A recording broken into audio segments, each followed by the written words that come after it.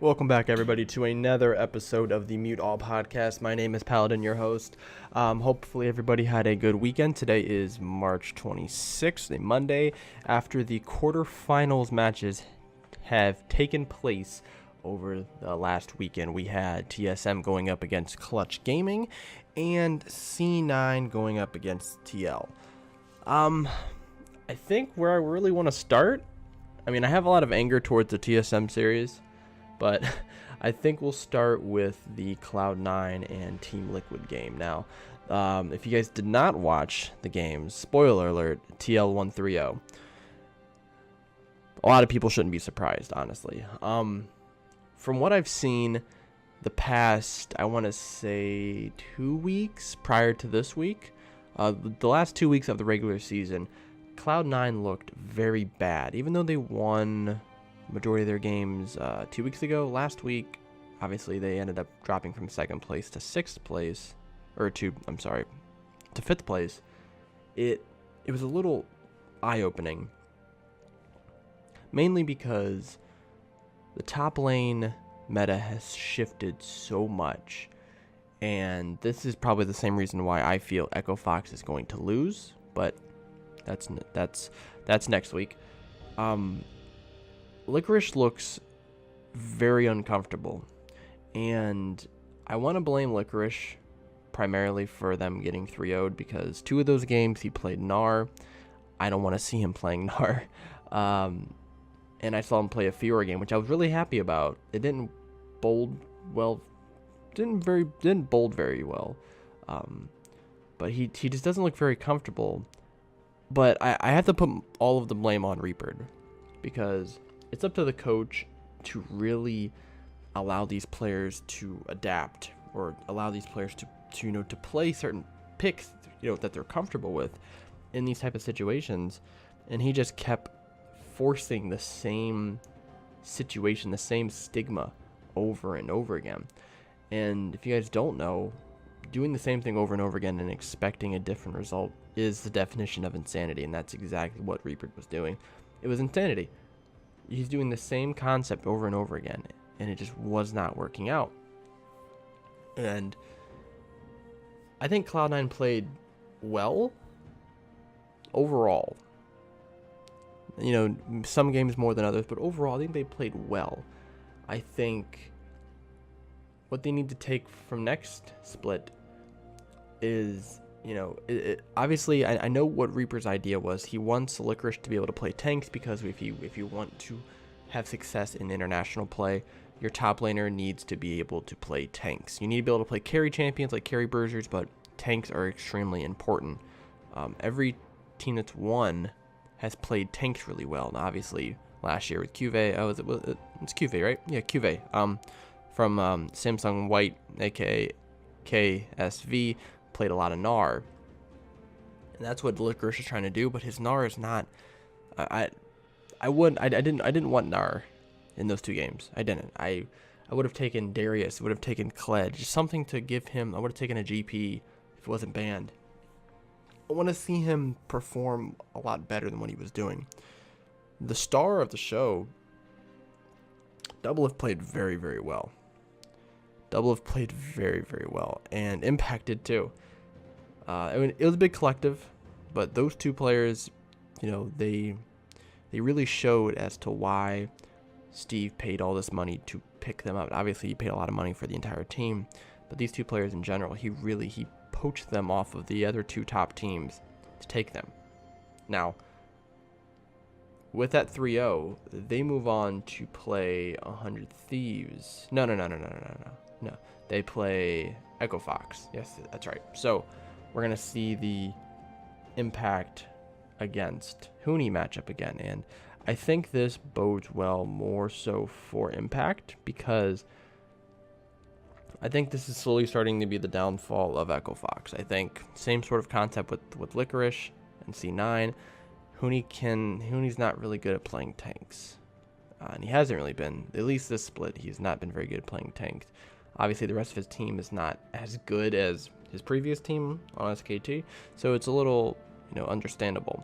However, Echo Fox having 2 young rookies, mainly Demonte, who is I think is going to be a very good starting mid laner in this league for a very long time, as long as he, sticks to what he's doing.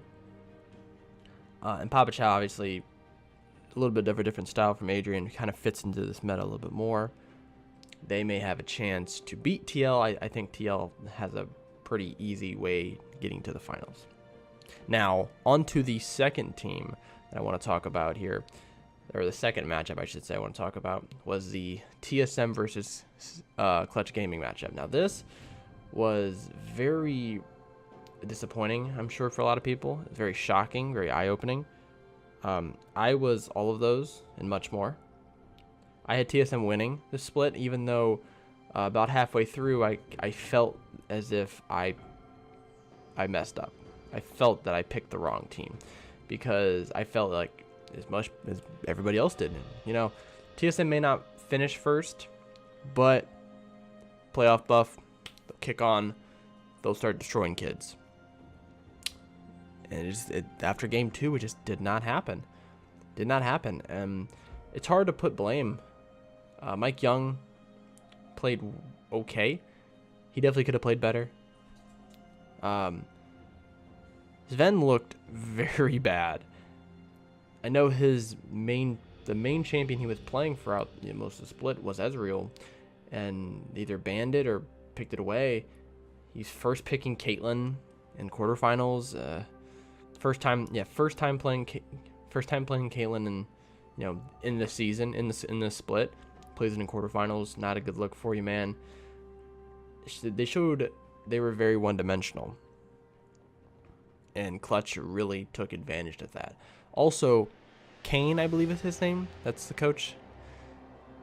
Dude, he's probably gonna have nightmares of Hakuo throwing death sentences for the next 2 or 3 months. Actually, he may have it for the rest of the rest of next split and at Worlds, just because that champion should give him PTSD. There's no reason for they left Thresh open for 1 game. Okay, you get shit on by that champion. Next game you ban it. Oh no, let him pick it again. Okay, shit's on you again. 3rd game. Okay, maybe we should ban it this time. Didn't ban it, got shit on again. I know they were trying to pick. They had to pick their poison. And maybe they didn't think his Thresh was that good, even though they should know. By now he came into the league as one of those Thresh players. So it just boggles the mind. I think TSM had a very strong game plan coming in and executed none of it. Really, I mean, Bjerg played okay. Hanser didn't play great. Hanser got played by solo a lot of instances. I don't know if the chemistry with Mike Young has fit just yet. Obviously, I don't think they should make any roster changes. I think they should try this roster again for next split, because they just need a lot of work. And this has always been my ongoing problem with TSM, is that the organization themselves, when they're shown in public in the LCS, and this includes Reggie, the owner, they're extremely cocky and confident. I understand the confident part, and yeah, you've been to every single finals since the LCS has been a thing. You've been to every Worlds every year. Obviously, you got knocked out most of the time in the first round or in groups, but you still had that opportunity to go to Worlds every single year. The most dominating, most honored franchise in the NALCS, and you got beat by the 6th place team 3-1. I shouldn't see a tweet, a video, nothing from that team until next split. They should be doing nothing but focusing on getting better. I don't know what they're gonna have to do, honestly. If I was them, and I'm not, I don't know. It's these coaches. Same thing with Cloud9 is they need to get more comfortable with picking these out of the box picks. This is one of the problems with having Korean coaches. Everyone thinks it's a great idea because, you know, they have more experience. They're going to have a different way of approaching attitude and mental capacity going into a game and, outside of the game and in the off season. They're great. They have a better work ethic for the most part. All that stuff's great.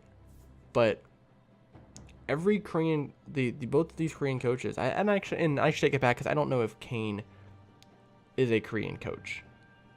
I'm not sure. I know Reaper is, but I'm not sure that Kane is. But I'm kind of classifying him as that right now until if you guys know the actual answer, you guys can let me know and I will change my sentence. But they're so focused on, okay, this is how the meta is. This is how we need to play.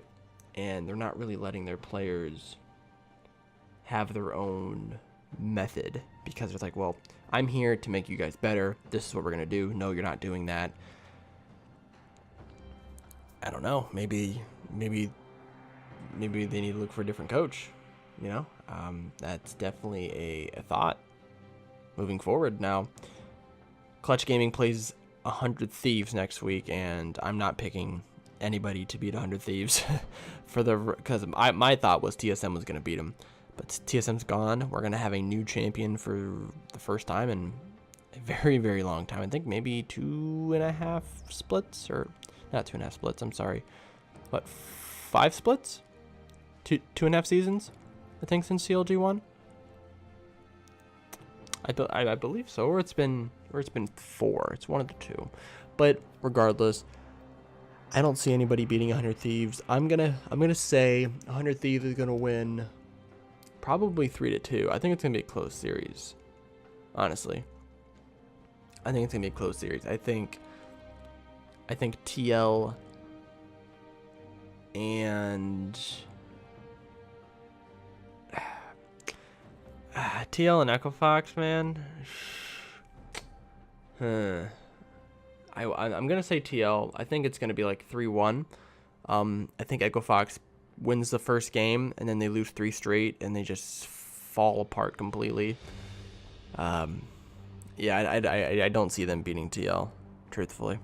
But let me know what you guys think. We're gonna wrap the episode up here. Just a little short episode today, since we don't have that many games to cover. We are going to go through the next week. I may actually open up a Discord channel if anyone wants to join. We can talk about LCS related things. We can also watch the games together. But let me know if you guys like that idea. And as always, I'll see you guys next week.